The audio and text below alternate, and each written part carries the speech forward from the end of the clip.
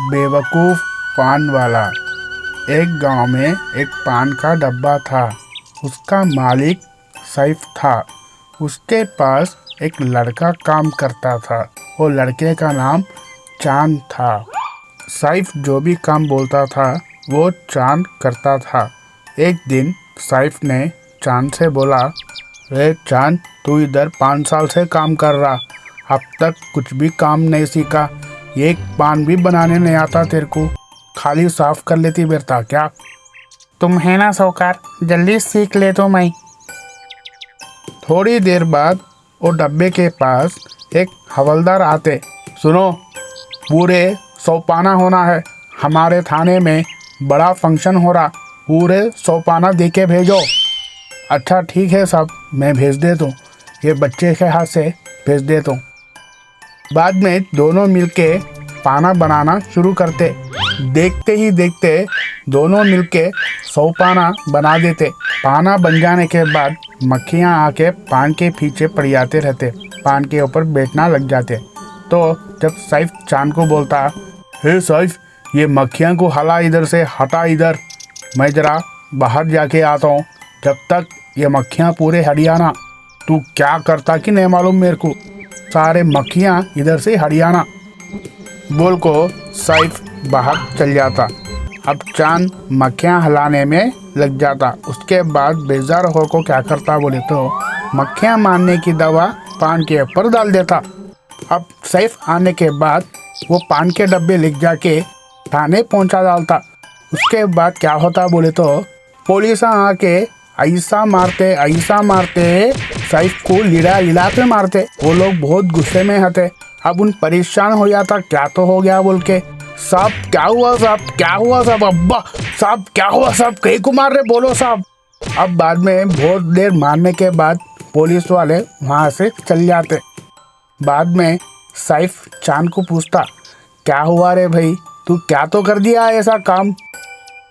तो जब चांद बोलता, तुम मक्खियाँ भगाने के लिए मेरे को बोले थे ना, वो मक्खियाँ भगाने के वास्ते मक्खियाँ की दवाई मिलाया। अब वो पान खाने के बाद थोड़े लोग उधर बेहोश हो को पड़ गए कहते।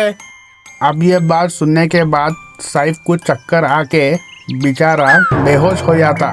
इससे अपने को क्या मालूम हो रहा बोले तो किसका काम उन करना बोल के। लालची जलेबी वाला। एक गांव में हमीद नाम का एक जलेबी वाला रहता था।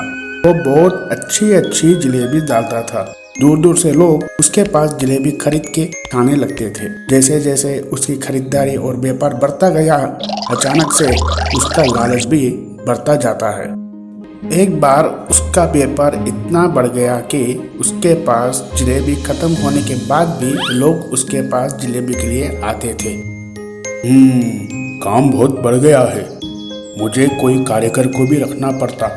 वो जलेबी डालेगा और मैं पैसा ही गिनूंगा, सिर्फ पैसा ही गिनते रहूंगा। हमीद उसी तरह से पैसे के काउंटर पे बैठ जाता है और हमेशा पैसा गिनता रहता है और तोल में भी बेईमानी करता रहता है ताकि वो बहुत पैसा कमा सके। हमीद भाई, आधा किलो जलेबी दो। हाँ अभी दे रहा हूँ। हमीद भाई, ये आधा किलो जलेबी नहीं होती दिख रही। अरे तुम्हारे सामने तोल रहा ना, देखो, ये लो, लेके जाओ, पैसे लेके जाओ। ऐसे करते करते हमीद बहुत पैसा कमा लेते, बहुत अमीर हो जाते, बहुत अमीर ज़्यादा हो जाते और अपनी दुकान पे समोसे और पकौड़े भी लगा लेते रहते। वही गांव की एक बच्ची पिंकी हमीद के जलेबी के दुकान से गुजरती और वो खुशबू के मजे लेती। वो बेचारी गरीब थी और जलेबी खरीद नहीं सकती थी। वो जलेबी को देख के मजे लेती थी। ए बच्ची, क्या होना तुमको, आके इधर ठहर जाते, खरीदते नहीं कुछ भी नहीं, चलो आगे चलो। एक दिन वो बच्ची की माँ उसको 10 रुपए देती। ले बेटा, 10 रुपए है, तेरी पसंद की जलेबी लेके खा ले। वो बच्ची खुशी खुशी जलेबी के दुकान को जाती और जलेबी को देखने लगती। ए बच्ची, क्या होना, कहीं को फिर आए तुम? अजी अंकल, मेरे को 10 रुपए की जलेबी दो। हाँ चलो निकलो अब। मगर पहले जलेबी दो। ये पैसे तुम रोजाना आके जलेबी की खुशबू लेते ना, उसके बराबर हो गए। अभी तुमको खाना है तो और पैसे लेके आओ। ये सुनकर वो बच्ची उदास हो जाती है। ये सारी बातें दूर खड़ा हुआ एक पुलिस वाला सुन लेता है। क्या हमीद भाई, क्या हो रहा इधर?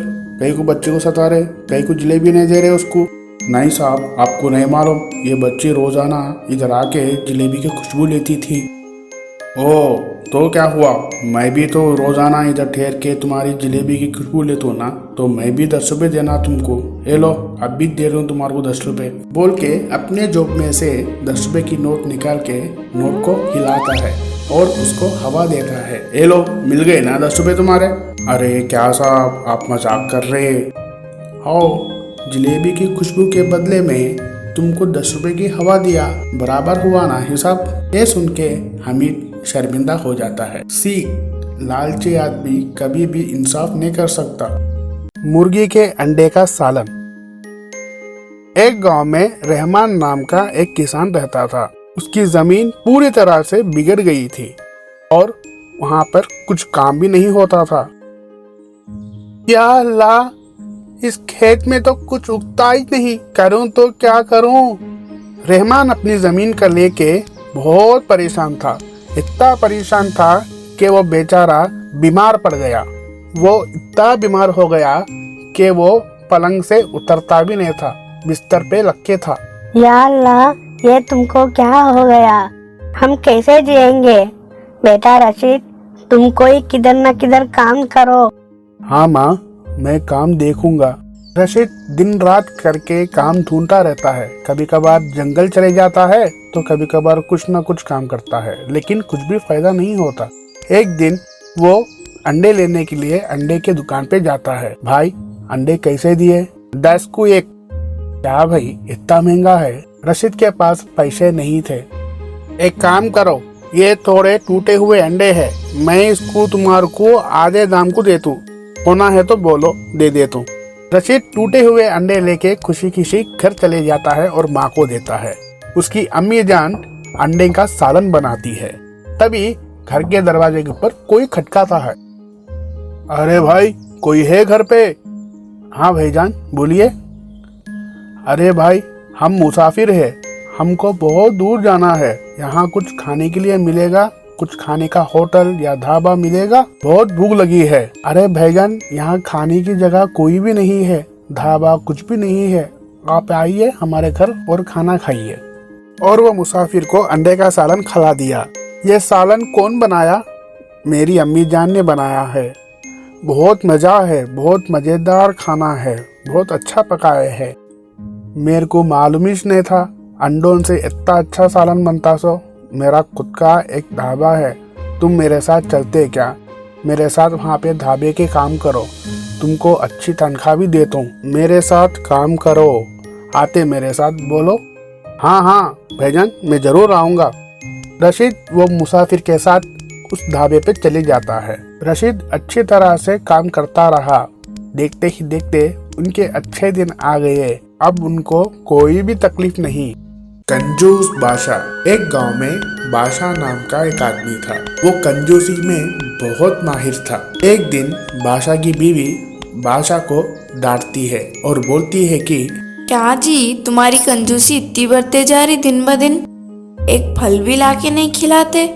इतना पैसा कमा के करते क्या आखिर, जो मनपसंद की चीजा भी नहीं खाना? कई को तो भी ऐसा करते। अरे अरे अरे बेगम, बस करो, कितने ताने मारोगी?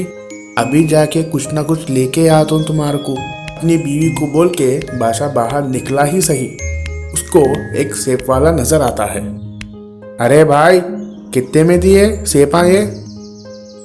ये किलो 100 रुपए के सर का दे रहा हूँ। 100 रुपए? कई को तो भी इतना ज्यादा बोल रहे भाई, लूटना चाह रहे क्या मेरे को?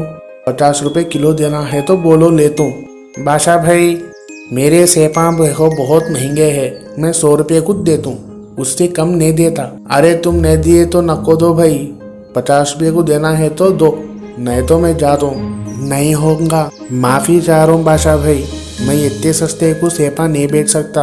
अच्छी बात है, जाओ, मैं दूसरे जगह से खरीद लेके आता हूँ, तुम नको दो। बोल के हमारे बादशाह भाई आगे का रिश्ते पे जाते रहते। पैसे क्या तो झाड़े पे उगते बोल रहे। तभी बादशाह भाई को और एक सेब की बंडी नजर आती है। ताजा ताजा सेब, किलो 50 रुपए भाई, किलो 50 रुपए, किलो 50 रुपए, किलो 50 रुपए, किलो 50 रुपए। अरे भाई, 50 रुपए किलो बहुत ज्यादा हो गया, मैं तो सिर्फ 20 रुपए देता हूँ। बोलो, देते। अरे माफ करना उस्ताद, 20 रुपए तो मेरा भी नहीं, मैं भी खरीदारी से करके आया हूँ। मेरा खुद के हो तो शायद तुमको दे देता था, माफी चाह रहा हूँ भाई। अच्छा जान दो, मैं दूसरी तरफ से जाके खरीद लेता हूँ। तभी बादशाह भाई को एक सेब का दरख्त दिखाई देता। बगैर सोचे समझे वो दरख्त चढ़िया के सेब काटने लगता है। फुगुट में सेबा मिल रहे, 20 रुपए भी देने की जरूरत नहीं। बादशाह भाई दरख्त चढ़ के सेबा काटने लगता है। इधर उधर कुछ भी नहीं देखता। कुछ दूर से थोड़े बच्चे दूरबीन से सेब को निशानी बनाते हुए पत्थर मार रहे होते। दूरबीन का निशान हमारे बादशाह भाई के आंख को लगकर बादशाह भाई नीचे गिर जाते। गिरते ही उनकी कमर टूट जाती है। अरे रे रे रे रे रे रे, मर गया रे, मेरी कमर टूट गई।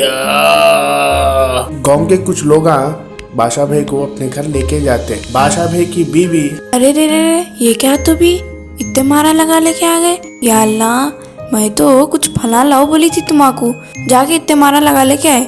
कंजूसी की भी हद रहती, इतने महंगे तो फला भी नहीं आते। हाँ बेगम तुम सही बोल रहे, आज से मैं कंजूसी नहीं करूँगा।